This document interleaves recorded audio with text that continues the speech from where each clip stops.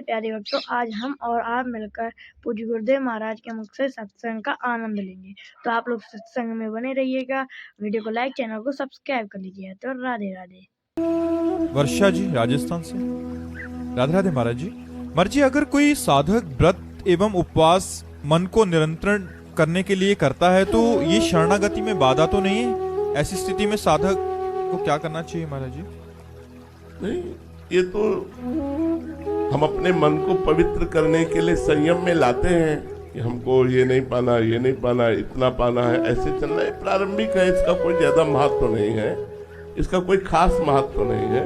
सात्विक भोजन भगवान को अर्पित करके अल्पाहार किया जाए तो इससे हमारे मन पर काबू होने में बड़ा सहयोग मिलता है। तो क्या इस चक्कर में ना पड़ना चाहिए कि मुझे दूधाहार रहना, मुझे फलाहार रहना, मुझे ये त्याग करना, मुझे वो त्याग करना है। हमें भगवान की स्मृति में डूबने में सहायक क्या है, हमको ये देखना है। अगर हम अल्पाहार करके भजन में खूब तन्मय है तो हमें अल्पाहार करना चाहिए। अगर हमें भोजन की याद आती तो हम 4 रोटी नमक दाल जो मिला खा लिया, खूब भजन किया। प्रधानता भजन की है, प्रधानता इस तरह के जो ये प्रारंभिक साधक करते हैं, करना भी चाहिए, लेकिन प्रधानता भजन की पुष्टता के लिए स्वल्पाहार और सात्विक भोजन, और चाहे रोटी दाल हो, चाहे फल फूल हो, जो भी तुम्हें प्राप्त हो जाए। भगवत प्राप्ति के उपासक को चाहिए कि हमारा जो सबसे बड़ा बंधन है, विक्षेप है, वो इच्छा। इसीलिए हमारे यहाँ माधुकरी वृत्ति संतों को और गृहस्थ को धर्म से कमाए हुए धन के द्वारा प्राप्त अन्न अल्पाहार कहा गया है। 4 रोटी की भूख है तो 2 रोटी खा लो और खूब भजन करो। भजन करने के लिए ज्यादा ऐसा कोई व्यवहार, हमें ये ध्यान रखना, जीवन भर ध्यान रखना है। अब तो भगवान के विधान के अनुसार जैसा भगवान चलावे वैसा हो गया। महलों में रखे चाहे झोपड़ी में बांध दे, जीवन भर इस बात का ध्यान रखते रहे हैं कि इसके बिना हम रह सकते हैं कि नहीं।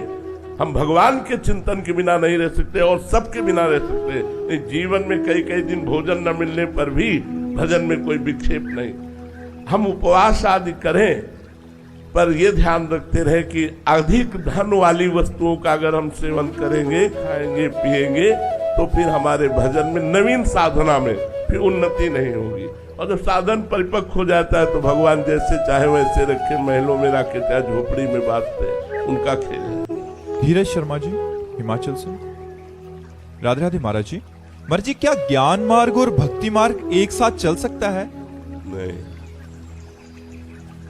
थोड़ी दूर है इसके बाद, क्योंकि जो सांख्य योग है, जो वेदांत दर्शन है, जो ज्ञान मार्ग है, वो मैं की सिद्धि है,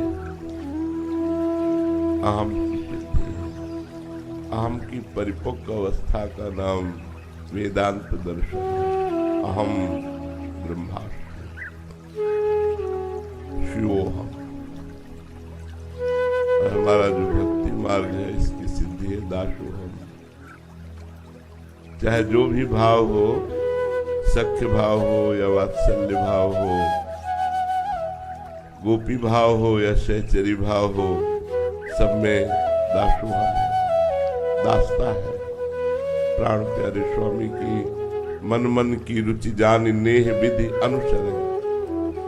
यहाँ की सिद्धि है अपने इष्ट के मन की बात जानकर पहले से इष्ट को आज्ञा नहीं करनी पड़ी।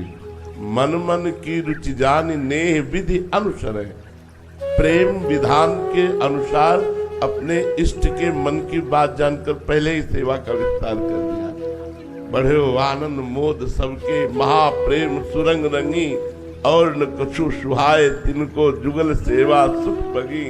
निष्देव से जानत ना ही सजनी, एक रस भींजी है, एक रस सेवा रस है। और ज्ञान मार्ग में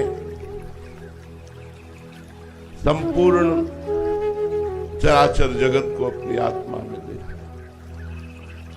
संपूर्ण चराचर जगत में जब हम मैं को देखते हैं कि मैं ही विराजमान हूं, सब मेरे में मैं, तो ये तो हमारे स्वामी का आदेश है, जो माम पश्यति सर्वत्र सर्वम तमय पश्यति तस्याहम न प्रणश्यामि सच में न प्रणश्यति। हम देखते हैं वासुदेव को, आप देखते हैं मैं को।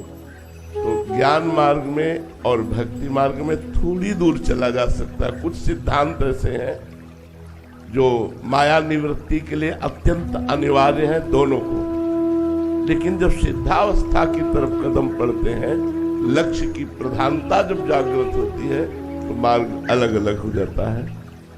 तत्व वही रहता है, तत्व में अंतर नहीं है। जिसे आत्मा कहते हैं उसे ही परमात्मा कहते हैं। ज्ञानी लोग जिसे ब्रह्म कहते हैं, योगी लोग जिसे परमात्मा कहते हैं, भक्त से भगवान कहते हैं, लेकिन रसास्वादन भेद हो जाता है। इसलिए दोनों मार्ग एक साथ बहुत दूर तक नहीं चले जा सकते। अगर वो एक साथ रहा तो खिचड़ी बन जाएगी और रसास्वादन नहीं कर पाएगा, ना भक्ति का ना ज्ञान का। इसलिए एक मार्ग भगवान ने चयन करने के लिए आज्ञा करी है। चाहे कर्म योग से चलो, चाहे सांख्य योग से चलो, चाहे भक्ति योग से चलो, तो अपने रस का रसास्वादन हो जाएगा, परमात्मा रस का रसास्वादन हो जाएगा। अजय कुमार जी अमृतसर से। राधे राधे महाराज जी। महाराज जी, ये मन, बुद्धि और चेतना क्या है? सूक्ष्म शरीर है।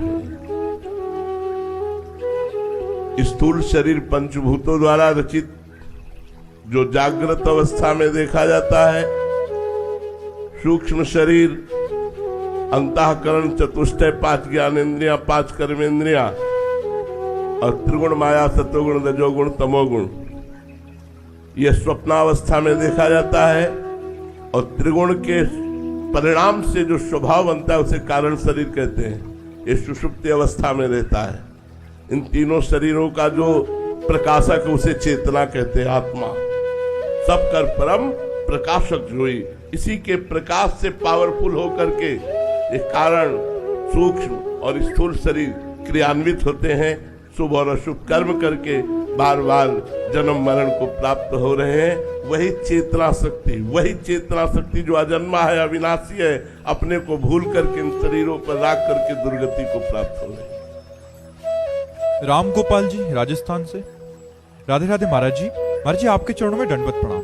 महाराज जी, भगवत गीता में लिखा है कि शास्त्रों के अनुसार परमात्मा प्राप्ति में 3 दोष बाधक हैं, मल, विक्षेप और आवरण। महाराज जी, मल, विक्षेप और आवरण का मतलब क्या है?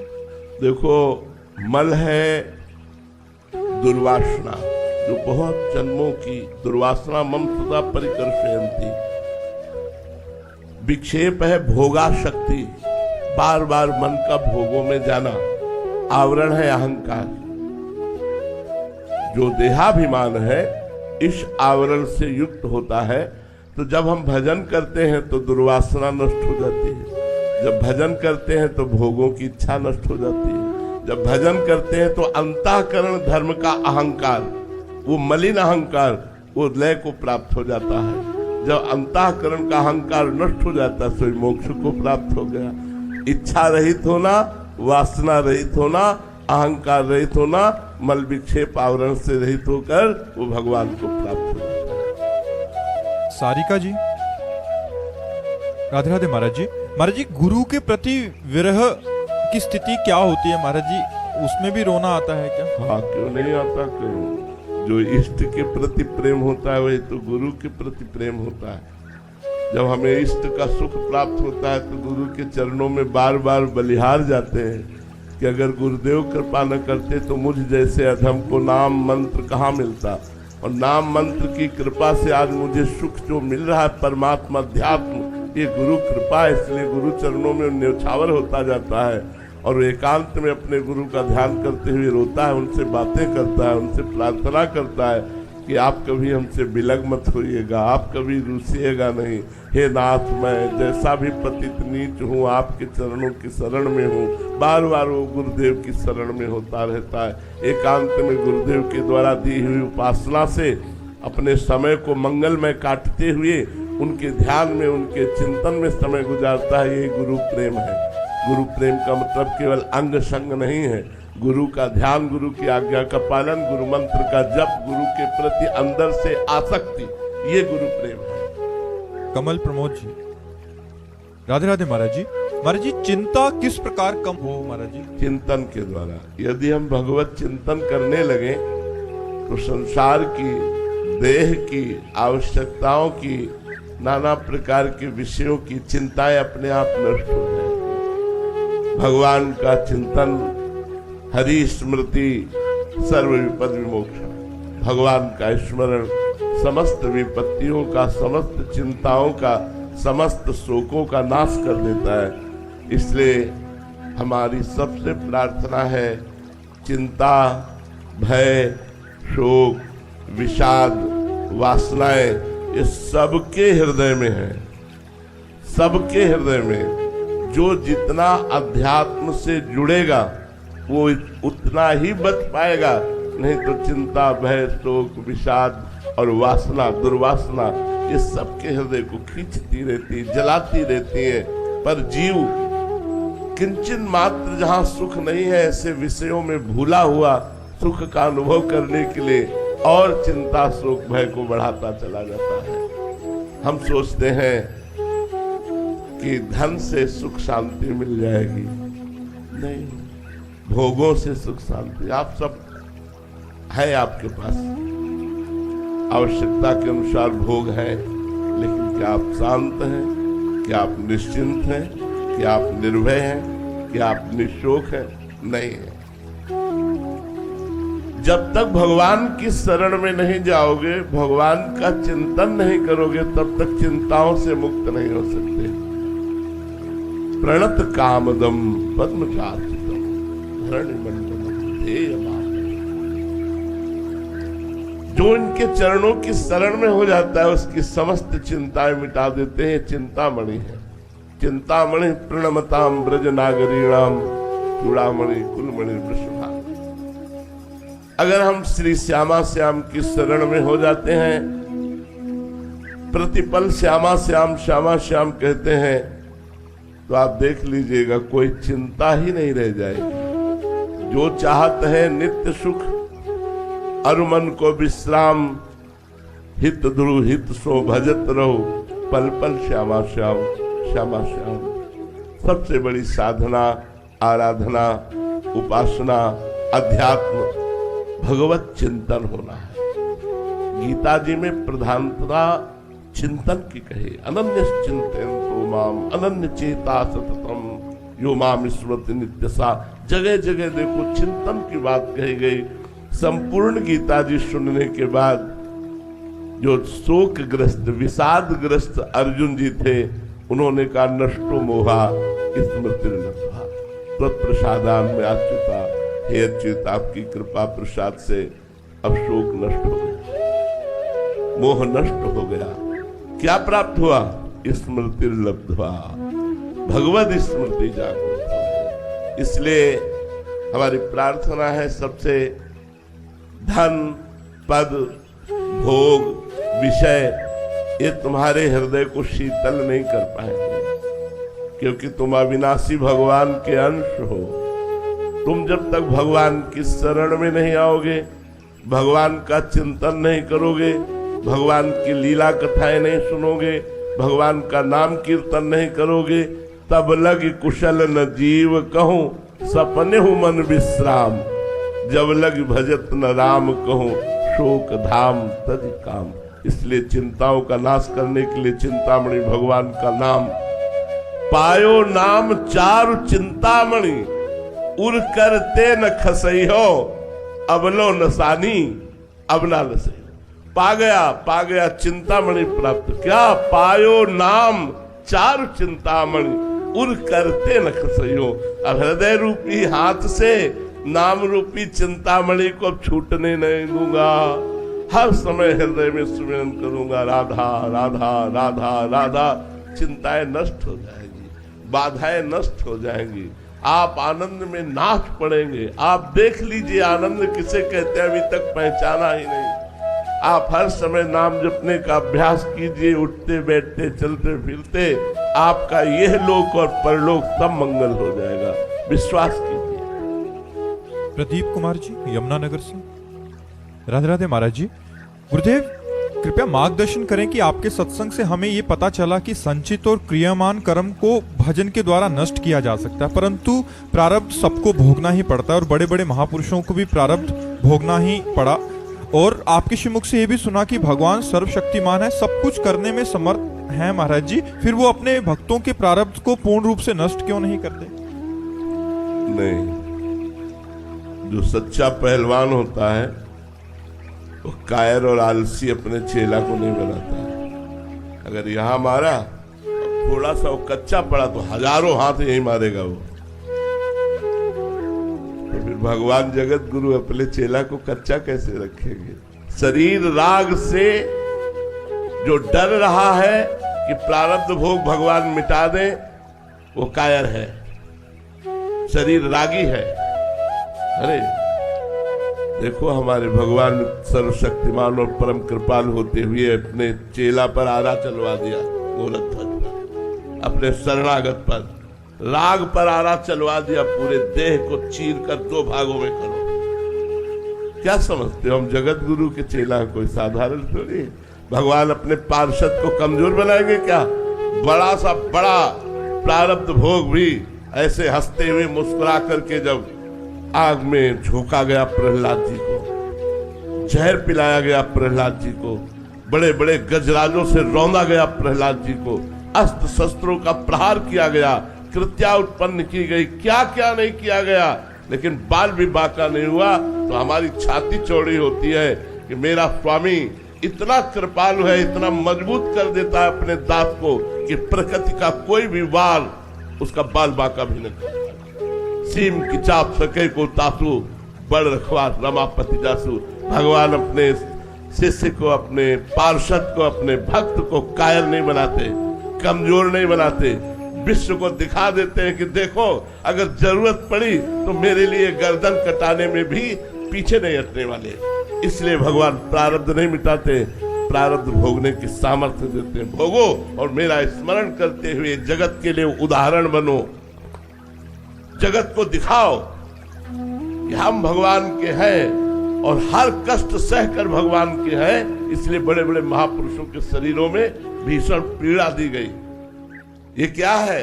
भगवान परिपक्व करते हैं, भगवान मजबूत करते हैं अपने दासों को, देह भाव से रहित करके चिदान। तभी तो होता है ऐसा कैसे बोले? ऐसा इसलिए क्योंकि भगवान के दास हैं, क्योंकि भगवान के जन हैं। इसलिए सर्वाश्चर्य में भगवान की कृपा, भगवान की कृपा कमजोर नहीं करती। पर जी प्रतिकूलता दे के विशेष भजन में रुचि करवाते हैं। बिल्कुल, प्रतिकूलता ही भगवान के साक्षात्कार का योग प्रदान करती है।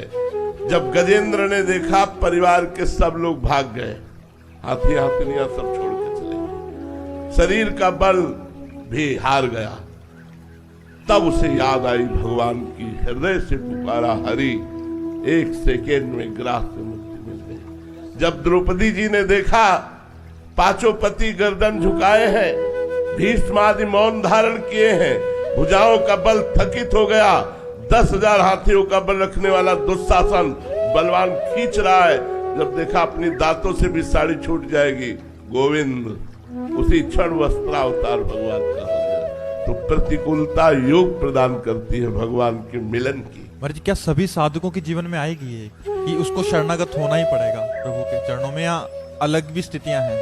अब ये वैद्य जाने की कौन सी दवा किस मरीज को देनी है। ऐसा तो नहीं कि बुखार में एक ही दवा सबको चलती हो, एक ही डोज सबको दिया जाता हो, एक ही प्रकार का बुखार नहीं होता, कई प्रकार का बुखार होता है, तो कई प्रकार की दवाएं भी होती हैं। अब जैसे अम्बरीश जी हैं, स्वस्थ शरीर है, चक्रवर्ती सम्राट हैं, सारा सुख वैभव है और भगवान के महान भक्त हैं। तो हम जैसे देहाभिमानियों को देह राग से मुक्त करने के लिए अशुभ प्रारब्ध को भगवा कर भगवान पवित्र करके और अपने दिव्य पार्षद रूप को दे करके बुला लेते हैं। ऐसा नहीं है कि सबको कष्ट मिलेगा, सबको प्रतिकूलता मिलेगी, डरो मत, डरो मत, ये सबके लिए नहीं है। भगवान बहुत करुणामय है, बहुत कृपा करते हैं, बहुत दुलार करते हैं। ये अपने पार्षदों से खेलते हैं, दूसरे की ताकत ही नहीं है, वो अपने पार्षदों से खेलते हैं, दूसरों से नहीं। डरो मत, ये दूसरों से खेल नहीं खेलते, ये अपने पार्षदों से खेलते हैं। मन आया तो भरी बाजार में पिटवा दिया, मन आया तो पूरे विश्व को झुकवा दिया, दोनों काम करते रहते हैं। ये अपने पार्षदों से खेलते, दूसरे से नहीं खेलते। इसलिए आप लोग डरो मत, आप लोगों के ऊपर ये खेल खेलने वाले नहीं है, ये खेल खेलते अपने निज पार्षदों से। इनका पार्षद बनने के लिए क्या करना पड़ेगा? हाँ, अब खास बात आई, प्राण न्यौछावर करने पड़ते हैं, सर्वस्व न्यौछावर करना पड़ता है। अपना शब्द केवल भगवान के लिए रखना पड़ता है। अपना शब्द, अपना कौन तो ढूंढे, पूरे विश्व में कोई नहीं निकला, केवल भगवान निकले। मेरे तो गिरधर गोपाल, दूसरों में कोई। अब दूसरों में शरीर भी है, गिरधर गोपाल के सिवा मेरा कुछ नहीं है। ये प्रभु का शरीर है, चाहे तो अभी कटवा दे, चाहे तो इसे सड़वा दे, चाहे तो इसे पुजवावे, ये उनका है, मेरा नहीं। सब कुछ समर्पित, तन मन प्राण सर्वस्व समर्पित, अपनापन केवल भगवान से। वो भगवान का निजी पार्षद है। कहा राम रन हो तो पचारी अंतिम श्वास तक भगवान के आदेश का पालन किया। जय विजय है और कोई नहीं है। रावण कुंभकर्ण भगवान के सामने भगवान को कट वचन कहते हुए भगवान पर अस्त्र शस्त्रों का प्रहार। ये तो विरोधी पक्ष में भीष्म जी, महाभागवत और कृष्ण चंद्रजू के शरीर में कितने बाण मारे, कितने अस्त्र मारे। क्यों? क्योंकि वो निजी पार्षद। अगर कृष्ण की इच्छा है कि प्रहार करो तो चूकेंगे नहीं, एक सेकंड में उनकी आज्ञा का पालन करेंगे। मर्जी स्थिति नाम जप से आएगी या उनकी कृपा से ही आएगी? वैसे प्रधानता तो कृपा है, लेकिन सहयोगी नाम जप है। भगवत पार्षद, भगवत समर्पित। एक दिन द्वारिकाधीश, हा गोपी, हा गोपी, तो देवर्षि नारद जी पहुंचे। देखा कि भगवान की आंखों में अश्रु है और मुख में गोपी नाम है। कहा प्रभु, एकांत में आप उसी का सुमिरन करते हैं जिसे बहुत प्यार करते हैं। आज मुझे पता चल गया आप गोपियों को बहुत प्यार करते हैं। क्या हम में से कोई ऐसा भक्त नहीं है जो कभी आपको एकांत में ऐसे याद आता हो? भगवान ने देवर्षि नारद जी से कहा कि हम इंतजार ही कर रहे थे कि आप आए और मैं अपनी पीड़ा बताऊं। आज मेरे उदर में बहुत पीड़ा हो रही है। पीड़ा हो रही? हाँ। अगर किसी भक्त की चरण रज लेकर के मैं ऐसे लगा लूं तो पीड़ा समाप्त हो। भक्त की चरण अभी लाता हूं प्रभु। अब जिस भक्त से कहें कि आप भगवान के भक्त हैं, अपनी चरण रज दे दो, भगवान के उदर में पीड़ा है, भगवान लगाए। भगवान नरक भेजोगे?